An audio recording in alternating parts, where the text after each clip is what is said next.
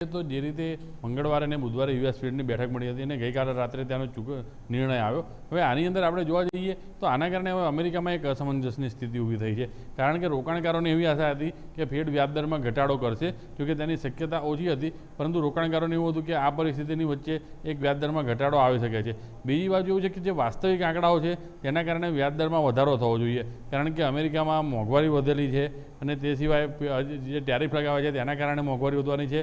હવે આ બધાની વચ્ચે ટ્રમ્પ વારંવાર નિવેદન આપતા હોય છે કે ભાઈ યુએસમાં અમેરિકાના વિશ્વના સૌથી ઓછા વ્યાજદર હોવા જોઈએ.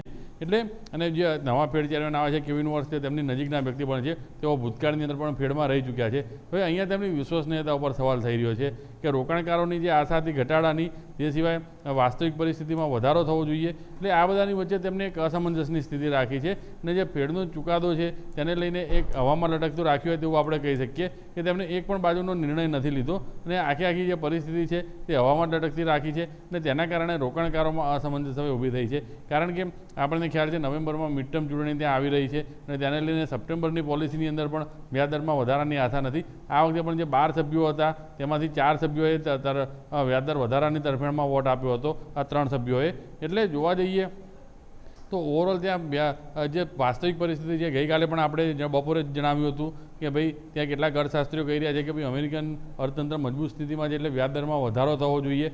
એટલે અને બીજું કે જે બોન્ડ યીલ્ડ છે 10 વર્ષના, તે સતત 4.5ની ઉપર ટકેલા છે. એટલે તેના કારણે સામાન્ય સ્થિતિ એવી હોય છે કે જ્યારે 4.5 ઉપર ટકેલા હોય તો એ વર્ષમાં 2 થી 3 વ્યાજદરમાં વધારો થાય છે, પરંતુ અહીંયા નથી વધારો કર્યો, નથી ઘટાડો કર્યો અને પરિસ્થિતિ છે તે હવામાં લટકતી રાખી છે. એટલે તેને લઈને હવે ફેડ ચેરમેનની જે વિશ્વસનીયતા છે તેના ઉપર એક સવાલો ઊભા થઈ રહ્યા છે.